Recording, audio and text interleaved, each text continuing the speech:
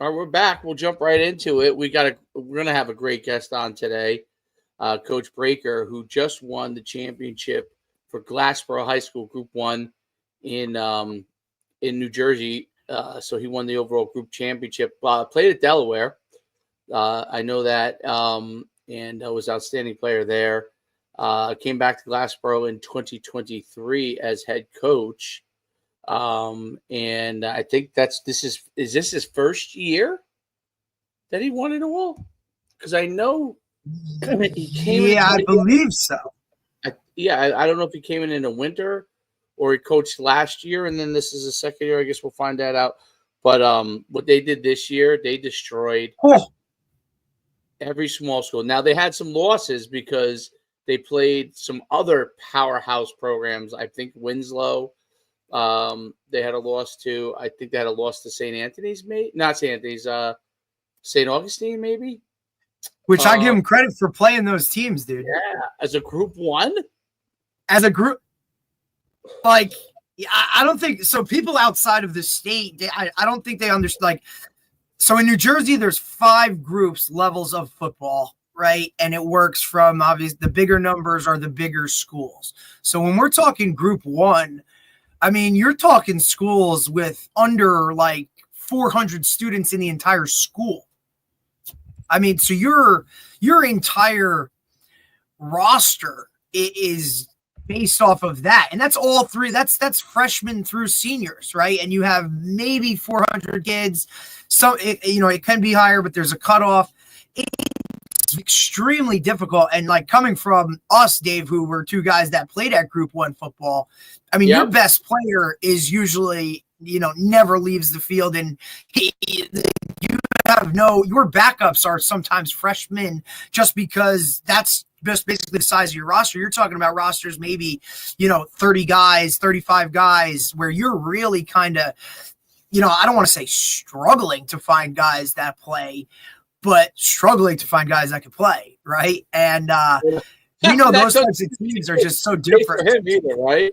So I said, obviously, that doesn't seem to be the case with his team, right? Struggling. Absolutely not. It's unbelievable what they did. I mean, the point is great. Is that you're right? It's exciting. I get excited about it because, obviously being a Group 1 guy, you kind of know how those situations are and whatnot. And look, I also applaud him for looking the way he does, Coach, because look, that right there is how he coaches every game. Cut sleeves. Here we go. He's got the gloves on. I mean, and he sure as hell looks like he could still go out there and play. But his team, what they did, and I watched his state final game. Impressive is not the word, like doesn't do it justice. I mean, they absolutely smacked a Cedar Grove team who above and beyond was an excellent, another Group 1 team that was phenomenal all year. And when I say smacked, I don't just mean by the scoreboard. I mean, physically, like just dominated in every facet of the game. His running back, Kenny Smith, just signed with Monmouth yesterday. Unbelievable player from Hamilton High School. He rushed for 401 yards in the game. I mean, that's a number that's just phenomenal. But, yeah, I mean, and you're talking like this isn't, we're in the group state finals here in Jersey, which is a whole nother level of, championship winning caliber. Like you're playing the best of the best. And to do that on that stage, it's just mind blowing. Let's play a little, just brief coverage from Jersey Sports, Zone, right? And play it. Go for the Group 1 state championship game. The Bulldogs facing off against Cedar Grove at MetLife Stadium for the title. Both teams come in undefeated on the season. The Panthers receive the opening kickoff. Stephen Paradiso leading Cedar Grove down the field with his arm. But inside the 10, it's Paradiso with his legs. An 8-yard touchdown run for the senior. And the Panthers grab the early lead. Wow. The Bulldogs respond on their first drive of the game. Amari Saab on the carry. Saab angling toward the end zone. He fights his way in for 6. Phenomenal. Saab also adds a over, 2-point I think he has conversion like to put Glassboro on top, 8-7. The Panthers offense goes back to work now. Paradiso connects with Nick Russo. Russo makes a man miss inside the 10. He hits pay dirt from 33 yards out. And that was about it. Grove for is Cedar right Grove. back in front, 14-8. Glassboro's first play on the ensuing drive, the pitch to Kenny Smith. Smith There's looking for a hole, and boy, does he find one. Smith into the open field. He's off to the races. An 80-yard house call for the senior Kenny. He is smooth runner, dude. Oh, dude. Smooth. Wow. There's a play on the next series defensively that kind of ends this whole thing. Okay, yeah. Let me keep going. I'm sorry. I think they show in the highlights, and Smith, you'll see. And after 4 possessions in this game, 4 touchdowns. We're all tied up at 14. Second quarter now. Glassboro down to the Cedar Grove 2-yard line. And Smith in there again. The Bulldogs take their first lead of the game, 21-14. Then comes the biggest defensive play of the night. The Panthers looking to answer. Instead, it's Devon Barr with the interception. Barr, room to run the other way. A 45-yard pick six. That's why I do think I can see Coach's outfit right there, right? You see Look at him. Is that like it's a jacket, but it's a cutoff jacket. It's the best. It's literally the winter Bulldog fans wind making vest. the long trip up to MetLife. They're fired up. The sophomore Barr makes a 2-score lead for Glassboro. Right. Under a minute to go in the half now. Glassboro looking for more. Jack O'Connell fires a pass to Xavier Sabb. The sophomore gets away from 2 Panthers. So this is Amari's brother. Correct. There's another one. The one is the running back is Amari. This is Xavier. This is the one with the offers, I think. Correct. No? I believe he's going to Alabama. I believe he's going to Alabama. Yeah, because I think the other one's younger. And the quarterback's only a junior. Plenty of. Only a junior. Yep. Does he have offers too? I don't think he has anything yet because I think this was his first year as a starter. Speed to turn the corner. A 56-yard touchdown for Xavier Sabb. Some serious separation at halftime. 35-14 at the break. A monster play to close out the half. How about another monster play to open the second half? Smith having an unforgettable night at MetLife. Jukes his way back toward the near sideline. Another 80-yard touchdown run for Kenny Smith. Brady's numbers, 401 yards, 4 touchdowns on the night for Smith. Video game type stuff. Later in the third, O'Connell swings a pass out to Amari Sabb, and the junior scoots in for his second touchdown of the contest. That starts a running clock as the Bulldogs leave absolutely no doubt. 56-14 the final. Glassboro celebrates its first state championship. The Bulldogs fell to Mountain Lakes in the state final a year ago, but with all of the talent returning, plus the huge addition of Smith, Glassboro gets it done in 2024. Anything that I could help my team win, that's what I was going to do today. So if that meant 400 yards. Was Kenny Smith somewhere else last year? Hamilton High School. He was the running back from Hamilton last year that you guys played against? So he sat out to begin the season.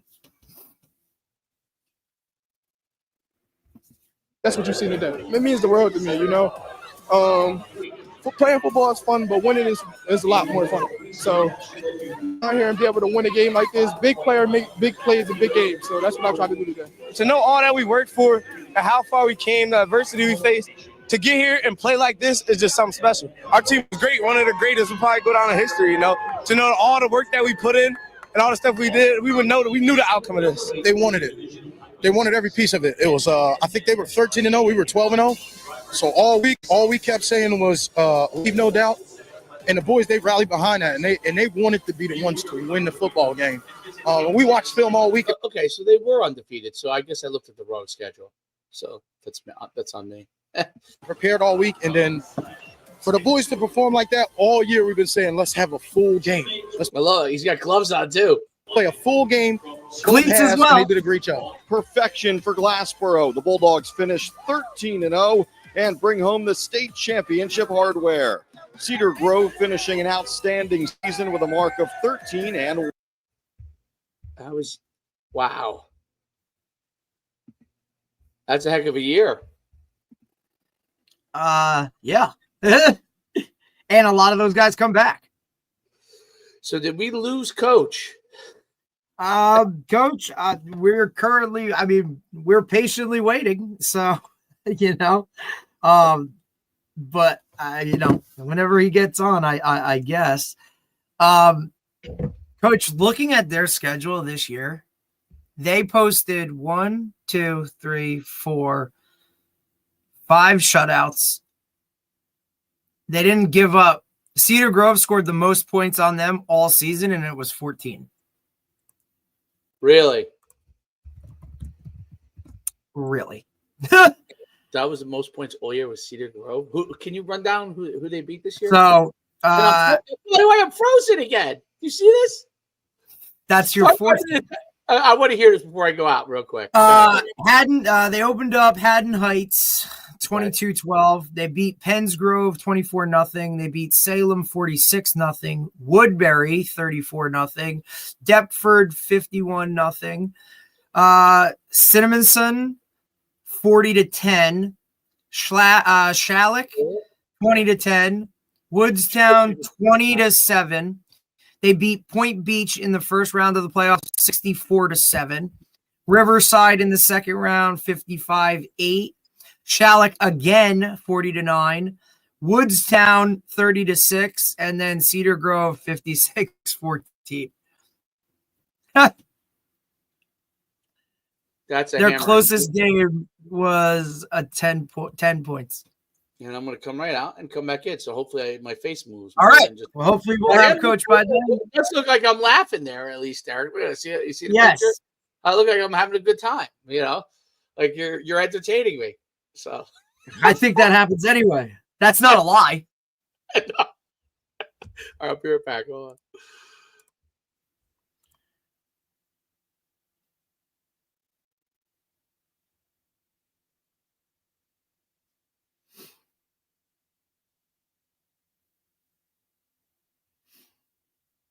We are streaming live too on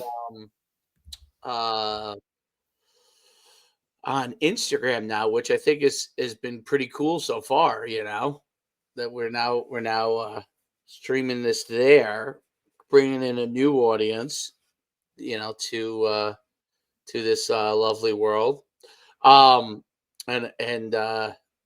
And then my next step, Derek, is because I don't want to set up my phone and do the TikTok because I can't see you, you know what I mean?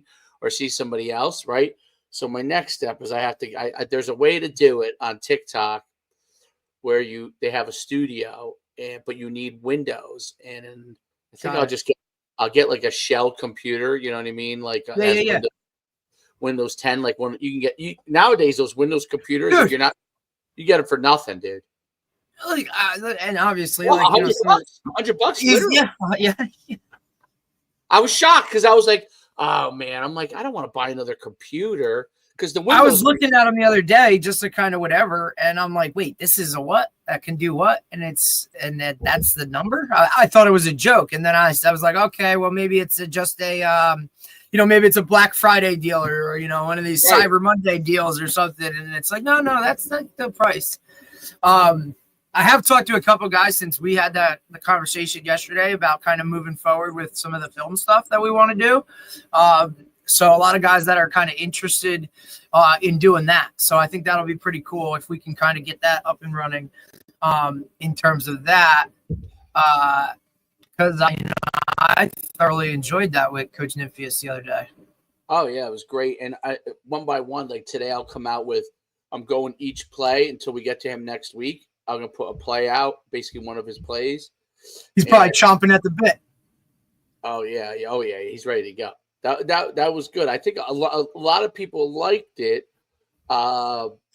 It's interesting because I think that people are now that we're getting towards the end of the season, we'll get towards more of that like coaching culture thing going on where – and everybody's kind of doing that right now, right? Like they're kind of going back, they're looking through their film, they're kind of self-scouting. What do we look at for next year? What worked well for us this year? What didn't, right? And they're kind of really diving into, their playbook, I think, a little bit in that retrospect. So I think it kind of, it's a, kind of twofold for those guys, to be able to do a little bit of it. And then obviously for us, people getting that now more X's and O's stuff with it, I think get very intrigued and whatnot. And then just like, other coaches as well, looking to maybe add to their playbooks or adopt something new, or, maybe get into a new system, or guys that are, maybe looking to get hired somewhere else and kind of run with something. I think it just benefits a lot of people across the board. Did you see the that Bill Belichick interviewed for the UNC job? I saw that. And my immediate reaction was like there's no way this could work, right? Like, because there's guys in the NFL that don't like how he does things, right, or and whatnot. Right. And now in this, and he's the ultimate team guy. He's cut those high profile guys, right, or just hey, your contract's up, like we're not bringing you back, right, or some of that nature. He's the ultimate, the Patriot way team type of guy. Whereas we literally had this talk the other day about how that the game is moving away from that with NIL and all this other kind of stuff. So when I saw that he interviewed for UNC, I was baffled. And to double down, like to look at another piece of it is like they just went from an older head coach in Mac Brown. You're going to kind of bring in another person that's basically going to kind of, lean towards that way. I don't know. To me, I really have I have no words for what it like that actually happened. There's two thoughts I have in it. One, I would think you would probably want to go younger. But number two, the opposite thought on that is, do players want someone that's coaching them that they think will help them get to the NFL? That was the only thought I thought. The only rationale that I could think. Obviously, he's one of the best coaches of all time. So of course, that's a no-brainer. That's a no-brainer from that standpoint. You're right about how would the relationships work, but Deion worked, and I have to say, like Deion basically like took care of his stars, super hard on like the other guys, like really hard on the other guys. And it worked. I was shocked. I would have. But is that more too though? Because like Shador is there himself, and those guys are like, all right, well, if he treats his kid like this, you know what I mean? Then obviously, I think you're right on that. I do think you're right. There is something to that. Agree. Totally agree. Look, like, and also, I don't know. Is there something to be said that maybe, like, I wonder if the NFL thing's a big thing. Like, that's the only thing I'm not like. I feel like part of Deion's allure and part of even Jim Moore at UConn, he was in the NFL. Like, Greg Schiano, right? Greg, does that help? There's one thing that I always remember, right? And it was from when Will Muschamp, right, was at Florida. Right. And he was in the NFL with Nick Saban and the Dolphins. I remember one of his pitches, right? Because at the time I was with, Mike Smith Heritage, and he had Sony Michel, who was a high profile recruit. And I remember sitting in his office, and one of his pitches to Sony was, look, man, like, do you want to play for a coach that's only ever coached college, or do you want to play for a coach that knows what NFL guys are looking for? Right. And that was kind of one of his pitch or his play to kind of get Sony there. Ultimately, it didn't work. But I could see maybe, that in the fact that, like, hey, this is the best guy to ever do it. Almost more of like, he'll recruit, like that would be a better angle to play with parents than it would be to actual, recruits coming in like, hey, like, I know what Bill Belichick is. Like, you only saw him towards the tail end, but this guy's going to know what's going to get you there. And this guy's one of the winningest coaches and all that kind of jive. He might be old. He might have these ways, but if you buckle down for these, however many years, you're going to the league. And then when they come back and say, hey, Bill, can this guy play here? Like, absolutely. Right. So that could be an angle. I don't really know. I don't know if I'm going to UNC if that guy's in the building, just because, I mean, yes, if I was in the, I would want to play for that guy. But in this world of NIL, I mean, Nick Saban's not doing it anymore because of that. Urban got out of it pretty much because of that. And he also said, I'm not coaching Ohio State. So that was something that I saw yesterday. He kind of, I know there's been rumors about me going back to coach guys, and he was like, absolutely not. UCLA fired Bieniemy after 1 year as an OC. Did you see that? Yes. I that's another and they already hired the guy from Indiana. Who was the OC at Indiana? They hired the OC from Indiana, and he will go there after the college football playoffs. Great idea. So what is it about Bieniemy that isn't sticking? Like, obviously it worked at the Chiefs, right? But is that because of Andy Reid, right? Absolutely. Andy Reid is probably a mentor to Eric Bieniemy. 100%. And Eric Bieniemy as an OC under somebody else, is it a matter of he butts heads with everybody else because he worked under Andy Reid? And I always wonder, like a double-edged sword. Like when you work under good people and then you're under someone that maybe you don't think is as good as you, and maybe I don't know. I don't know if he is good. I have no idea. I'm just totally spouting, right? But I wonder if he has an issue because he worked under Andy Reid, because Andy Reid was so good. I'm sure he knows the game. I mean, but that's still, especially in college, where there's so much more than X's and O's, and you're not dealing with, mature grown men that are willing to it's not a business. I mean, it's becoming one, yes, but you're still dealing with a college kid ultimately. And I don't know if that, I have no idea, right? Because I don't know who he is, how he is, whatever it is, but maybe that all business mentality, I really don't know, but whatever it is, it sure as hell isn't working. Because I mean, and look, UCLA, I don't know, might be an outlier, right? Because who's the head coach there? Deshaun Foster, who's just, a legacy guy who literally showed up at media day and was kind of a joke in terms of everybody else and kind of what it was.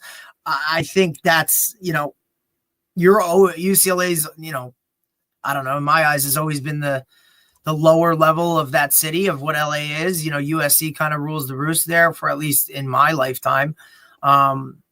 And I think you also have to be able to recruit, right? Do you want to go play for that guy and whatnot? I don't know. He has had basically zero success since he's left there. And for years it was always, he's the next head coach. He's the hottest new thing and all this other kind of stuff. And now you've just seen him kind of flame out everywhere he's been. I know that's a strange occurrence that you're seeing. I wonder, without knowing his how he coaches, but I wonder if it's a relationship thing. If it's, I'm so curious because it's such an unusual thing for someone who is under the best and was considered among that. But the knock was always, was he just doing Andy Reid's system? And was he not kind of coming up with this stuff? And they always said that's why he didn't get jobs and all this other stuff. And when he went to UCLA, he was from I think he's from LA, and originally. So even though he went to Colorado, and it's interesting because it's not like they brought him into Colorado. You know what I mean? With all this, so it's kind of interesting, like as an assistant or anything. I always think this time of year gets really interesting, obviously, with all the coaching moves, who gets hired here and who does this and who does that. I always find this type of year fascinating just in how that all works, right? Like, who's the coordinator that's going to take a head job, but they're going to wait until their current team is doing it. And I think it comes down to the calendar, right? And it's especially in college football now with, you got early signing day and you have, the portal stuff, right? Like, it's just the calendar itself for college football. Look, bowl games, all of these kind of things factor into it. I mean, you could possibly be playing in a bowl game with, none of your staff that was there before, or those types of things. It just, to me, fascinating. We know coaches move around and guys get jobs and this and that. And then, we haven't even hit really, what do they call it? That Black Monday where all the NFL guys lose jobs. Like, you haven't even hit that part of it yet. So if you're a college president or an AD, do you wait for that to happen and then fire or do whatever you're going to do? Because those guys can now trickle down and get in there. But can you really wait because of recruiting? It's such a hodgepodge and just like a chaotic time that it really just, ultimately, it gives everybody a lot to talk about. I'll tell you that much. Well, there's no doubt about it. It's totally. The chaos is only going to start to begin, right? You got FAU, FIU got rid of their coaches. Oh God! I wonder if what's his name at Alabama, Birmingham will still stay. Dilfer, yeah. Yeah, he's staying there. He fired his OC and his DC though. Oh, he did. Oh, so he didn't call the plays. I mean, maybe. Interesting. That's interesting. I mean, look, you have guys like OC and DC, so that must have been the mandate. The mandate is you got to make a change if you want to keep your job. And he's like, everybody's gone. See ya. Like, bye. Like, guys just making moves to staffs in terms of like guys get fired and then have a job within a week. Like, I wonder in the Shore Conference if there'll be any moves coming up. I don't really know of any this year. If there'll be as many as last year. I think definitely not. And last year was unprecedented, where you had over 5. Yeah, I can't. I mean, maybe Monmouth. I don't know. Depending on what. Has been there a long time. He had a great year the year before. So, the best year in a long time. And high school football, there's just it's not like college. It's not like the pros. Like, there's so many other outliers, like teaching and jobs and the high schools. Like. Is winning really the priority, or is it just, hey, go 500 and there's no problem in the program? Or are you trying to, change how the program is viewed? So just, whatever. And ultimately I just think it's hard because, you're not choosing your players for the most part, unless you're in a private school. So what you're getting is kind of what you're getting. For any high school to think that something could turn around in a year, other than if you're incorporating a really good class from the previous coach, like, you need at least 3 to 4 years to get a middle school class through to instill your culture. And then you can see a change.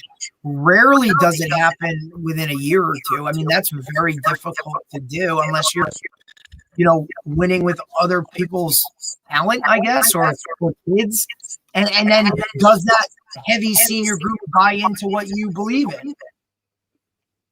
Yeah, no, definitely. How many teams in the state of New Jersey ended the season undefeated? Was Old Japan was undefeated? That's a good question. I think Old Japan lost one game, right? Then they lost to Pascack Valley once, or no, they did. They did. Let me. No, maybe they did. Let's look it up. I mean, Glassboro's won. None of the parochials. Bergen Catholic. Oh, they lost. They lost at the state. Okay. They lost to IMG week 1 or week 0. Got it. And then basically waltzed through their schedule after that. pretty much. Let's see if we got. I believe they were. I mean, think about who was in the. So look, all you have to do is look at the state finals, right? Who won everything? So DePaul, they had a loss. Bergen Catholic, they had a loss. South 5. Let's see, who is the South 5? Who is? Rumson was undefeated. Toms River North was 14-0. Oh, Rumps was that looked like it was a good game. That game between 26-24. Winslow was undefeated, so the Group 4 champ was undefeated. They were 14-0. Okay. Toms River North. Toms River North undefeated. And then the next one is what? Otapan? Did they lose a game? No. Let me see. Hang on. Let me double check.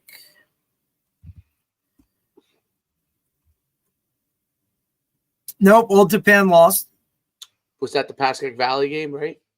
That was. I can't believe that. Like 12 nights. It's incredible. Yes, they lost to Pascagoula 27-21. And then they came back and smoked them the next time. And then they 43-14. But again, like we said, that was the last game of the regular season. So Old Japan already knew they were going in. Did they sit guys? Were they resting guys to get healthy? I don't know. You don't know. You know, those are the things that you don't really know. But that was Group 3. Group 2 winner, obviously, Rumson. They were undefeated. And then Glassboro. So of the 7 overall champs in New Jersey, 3 went undefeated. Group 1 team, Glassboro. Group 3, Rumson. Group 4, and then Group 5, Toms River, and that's it. So 1, 2, 3, 4. Yeah, not bad. I mean, the Rumson game, 20. I mean, you're talking 2 polar opposite types of teams, right? What was the overall? What was the? Oh yeah, 2 totally different. What was the overall rank? Was Shabazz undefeated at the time, or no? They had a loss. No. Shabazz had a bunch of losses. Okay. They also, this was their first year moving from a Group 1 to a Group 2, though. Got it. Did they? I mean, Shabazz knocked off Westwood, number 1 overall seed, and then beat Bernards, who was undefeated at the time. Oh, really? Yeah, Shabazz had 4 losses.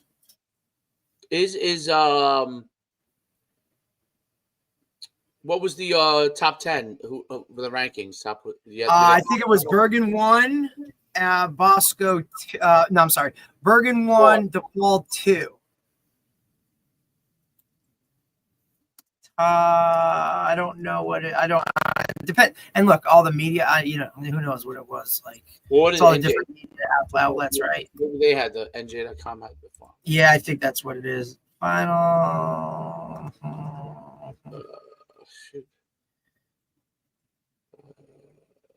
And obviously, I don't think Coach is joining us since I haven't gotten a response. But we'll figure that out and look to get him on at some point, because I know you gotta run to another one, because I'd really love to talk to him about just how that is. I mean, because it's freaking awesome. I wonder if he had class. I cleared it with him numerous times. I mean, shit. Let's see. See if go ahead, Coach. See if you want to reschedule. Well, so the record, right? NorthJersey.com has it Bergen Catholic number 1, Winslow number 2, DePaul 3. Wow. Yeah, I guess they wanted to put a public and a private, maybe 1, 2. 14-0. Toms River North 4, Bosco 5. Winslow that was their closest game. Rumson 6, St. Joe's Montvale 7, Old Tappan 8, Holy Spirit 9, St. Augustine 10. That's northjersey.com. Interesting. Dude, Winslow murdered people. That whole area near Philly, football has improved tremendously. Which is a reason that I think Casey Keeler at Temple might start to shake things up a little bit. Yeah, I think also the if he hammers that down, that's an example of where 7-on-7 has probably translated pretty well because remember every time we play them, they always have there's all those teams. I mean, Marcus Hammond's playing whatever team he's with is playing tonight for a title in PA because PA's finals are tonight. Okay. I mean, listen, we signing day yesterday from what was that school? I whatever academy or charter or whatever it was, IHTOP or whatever it is, whatever it's called. The MOTEP, yeah. I mean, Google that and look at their guys that just signed. I mean, you're talking SEC City. That's how that our teams are pretty damn good because we were competing with those guys. St. Joe's, you still have St. Joe's, Philly. I mean, it's no coincidence how all these kids that we had from Tom's River have done well. Like the Vienna guys did really well this year. The Red Bank guys, Catholic guys that we had did really well. Who else do we have that did really well? I mean, the Wall kids. If you look at the pop of where what's cool, the Middletown kids. It's pretty amazing, right? It's awesome. It is awesome. It's pockets of schools because usually a few guys from each school. Some of the freehold kids did very well, so it's interesting to see. But I guess Coach won't be joining. I guess fair to say, and we'll figure that out going forward. We really had a ton of people too on the. I know.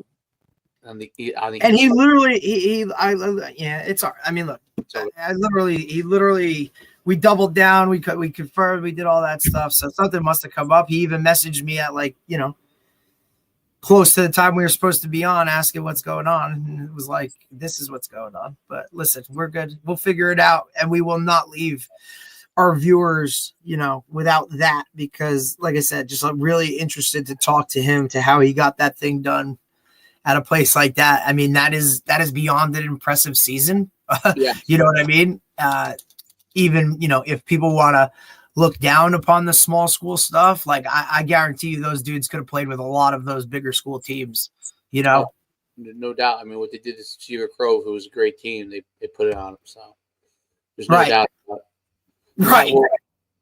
Mark, we'll jump off and we'll see you. We'll be back next week.